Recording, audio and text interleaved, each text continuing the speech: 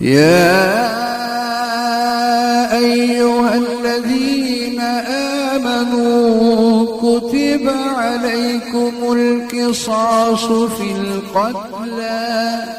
الحر بالحر والعبد بالعبد والأنثى بالأنثى فمن عفي له من أخيه شيء فاتباع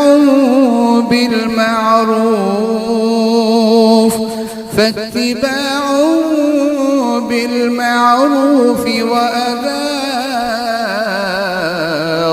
إليه بإحسان ذلك تخفيف من ربكم ورحمة فمن اعتدى بعد ذلك فله عذاب أليم